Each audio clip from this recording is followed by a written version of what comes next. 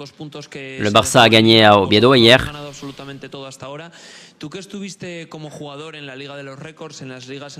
Toi qui as vécu la Liga des records, est-ce que tu vois les effectifs du Barça et du Real Madrid pouvoir s'approcher des 100 points en Liga? C'est compliqué et chaque match est difficile il est difficile à gagner chaque match. On a gagné mais on a eu des difficultés sur certains matchs. Il ne faut pas entrer sur le terrain et se dire on va gagner. Même si on a cet effectif-là, on doit bien travailler, on doit bien préparer les matchs et on doit être constant dans le rendement.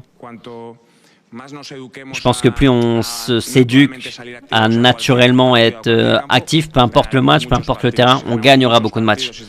Et si on gagne beaucoup de matchs, si on a cette activation naturelle, on pourra prendre beaucoup de points. Mais il ne faut pas se relâcher parce que tu peux vite faire face à une mésaventure, un mauvais résultat.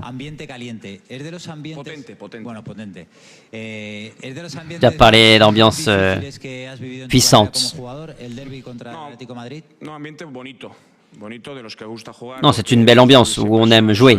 Les derbys sont toujours spéciaux. Même dans les jours qui précèdent le derby, tu ressens l'ambiance qui est dans la ville, au sein de la communauté, et ça se ressent.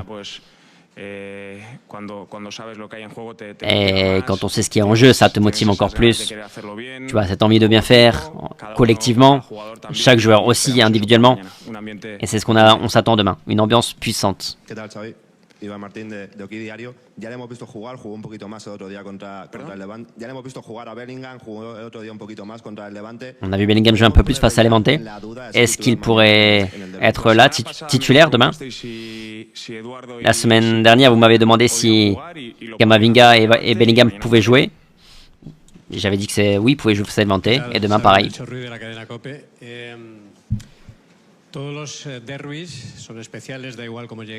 Tous les derbys sont spéciaux, peu importe la dynamique des équipes. Il y a beaucoup de circonstances dont il faut tenir compte. Toi, tu connais bien El Cholo, ça va être ton 3e affrontement face à lui. La 4e visite au Metropolitano.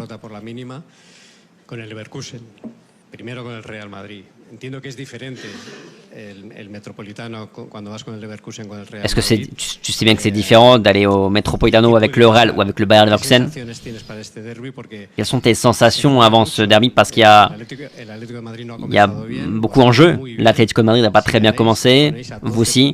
Si vous gagnez, vous pouvez mettre l'Atlético à 12 points. N'est-ce pas un match important pour taper du poing sur la table? Sur la première partie, oui, c'est différent.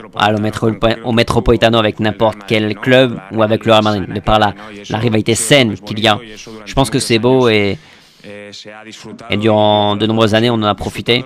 Et j'espère que ce sera aussi la même chose demain. On en profitera. Et par rapport au classement, pour l'instant, ça ne dit pas énormément. Évidemment qu'on pourrait monter l'avantage en cas de victoire, mais le match va être compliqué, va être très serré. Jamais une victoire n'est facile au Metropolitano. On va devoir travailler. On va avoir des différents moments, phases dans le match difficiles. C'est un match très exigeant qui nous attend.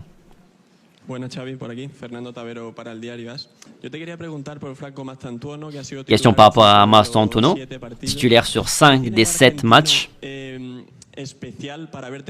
Quel Argentin pour t'avoir séduit si rapidement?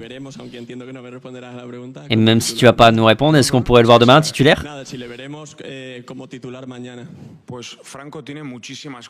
Mastantuono a énormément de bonnes choses. C'est vrai qu'il est arrivé il y a un mois, un peu plus d'un mois. Il a eu 18 ans, il arrive dans un grand club, un nouveau championnat, un nouveau pays. Son adaptation était très bonne et sa qualité me plaît, mais aussi sa personnalité et son esprit compétitif. Il a beaucoup d'énergie. Après, il faut évidemment l'aider à s'organiser, mais il a ce gène compétitif qui est fondamental dans notre équipe, dans notre jeu, et je suis très content qu'il ait apporté ça à l'équipe. Et on va en profiter pendant de nombreuses années. Et par rapport à demain, on a tous les joueurs prêts. Tout le monde a bien récupéré après le match face à Levante. Il n'y a aucun joueur touché, rien. Donc demain, on prendra les décisions. Et non, je ne peux pas donner de pistes sur le 11.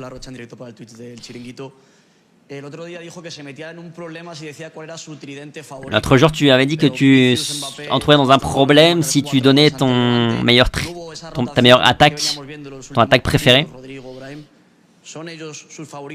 Mais est-ce que Massantuno, Vinicius, Mbappé sont eux tes joueurs préférés? Bah, ma réponse ne va pas évoluer. Je vais pas la répéter. On a des options, tous les joueurs sont importants, tout le monde a un bon rendement et on a besoin de tout le monde dans sa meilleure forme pour maintenant et pour tout ce qui nous reste encore à jouer. Et même ceux qui ne débutent pas les rencontres sont des grands joueurs et ils sont préparés à jouer. Le premier jour, quand tu es arrivé ici, tu as dit clairement que Bellingham était un milieu de terrain, mais tu le vois plus comme un créateur, un relayeur. C'est un milieu offensif. Ça veut dire quoi? Qui peut participer dans l'élaboration, mais il peut aussi participer à la finalisation des actions. Il a cette grande capacité pour marquer, pour couvrir beaucoup de terrain. On a besoin de construire intelligemment pour qu'il arrive de la meilleure manière, avec le meilleur avantage possible, pour qu'il soit déséquilibrant dans le camp adverse. Il va jouer chaque fois un peu plus de temps de jeu. Et je précise que c'est un joueur aussi flexible. Il n'y a pas un joueur plus... Bellingham ne fait pas partie de ces joueurs statiques sur le terrain.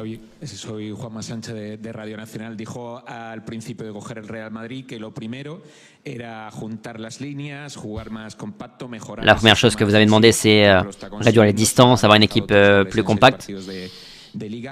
Vous avez pris peu de buts en Liga. Quelle est la prochaine étape, même si l'équipe est encore en construction et qu'il faut plus de constance, comme vous dites? C'est quoi le nouveau focus sur lequel ce que vous voulez travailler? Je pense qu'on fait de bonnes choses bien, pas mal de bonnes choses bien. On doit aller renforcer et se convaincre encore plus que on est sur le bon chemin. Et plus on sera flexible, même en essayant aussi d'être imprévisible quand on a le ballon, pas seulement avoir une seule manière d'attaquer. Et je pense qu'on a la capacité technique, tactique et physique pour pouvoir jouer de manière différente en attaque, mais sans ballon. Oui, on a fait un pas en avant. Et ça, on ne doit pas le perdre. Fernando Burgos, Onda Cero, has dicho que para un jugador del Madrid, para un entrenador, estos partidos en el Metropolitano, antiguamente. Vous avez dit que pour un joueur, pour un entraîneur, ce sont des matchs spéciaux au Metropolitano, un derby. Beaucoup disent qu'on a besoin d'expérience pour ce genre de match, mais il y aura assurément 4 joueurs qui n'ont pas d'expérience dans ces parties. Est-ce que vous analysez ça ou pas? Non, sinon je suis en train de perdre beaucoup de balles, d'éléments fondamentaux. Il y a toujours une première fois pour tout. Et oui, certains de ces joueurs... on a besoin de tout le monde.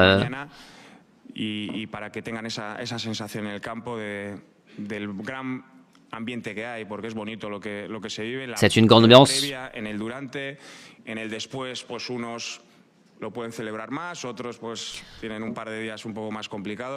Après, chacun vivra son après-match comme selon le résultat, j'imagine. Hola Xavi, ¿qué tal? Joel del Río del diario Marca. Aprovechando que ha colgado las botas Sergio Busquets, me gustaría Sergio Busquets a accroché les crampons. Lucien Enrique avait dit que c'était le seul numéro 5 qui était aussi un numéro 10.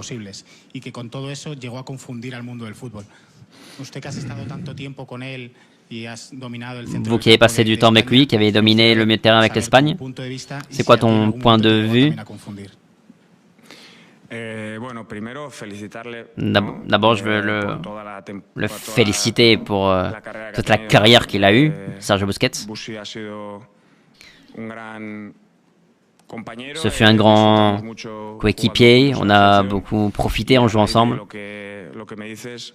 Et par rapport à ce que tu me dis, en tant que coéquipier au milieu de terrain, pour moi c'est tout le contraire. J'ai jamais été C'est le genre de joueur qui soutient l'équipe, c'est un joueur très collectif, très généreux, très intelligent dans la prise de décision, dans savoir anticiper ce qui va se passer.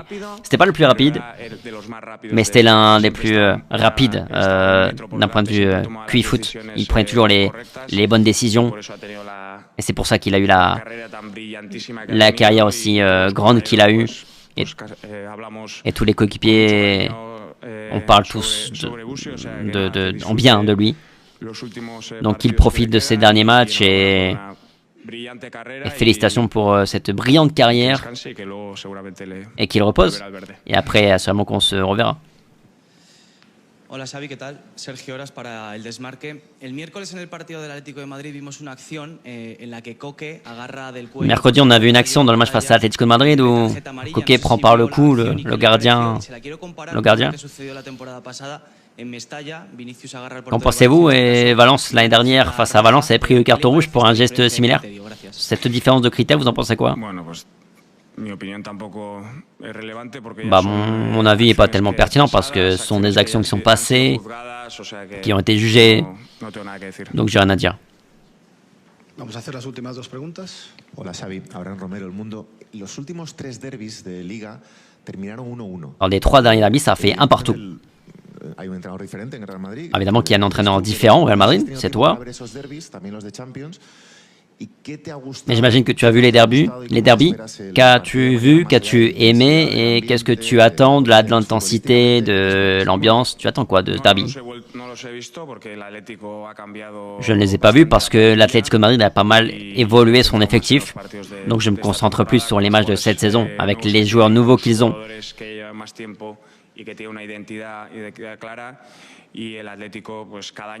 L'Atlético, chaque année, progresse. Aujourd'hui, cette année, ils ont fait des changements intelligents, avec de très bons joueurs qui sont arrivés. Après, on est encore très tôt dans la saison, mais ils vont pouvoir aspirer à tout gagner en cette saison. Mais je pense que tactiquement, c'est aussi un match exigeant, physiquement aussi. C'est une équipe qui a beaucoup d'énergie, qui t'oblige à jouer à un haut niveau. On doit être préparé à ça.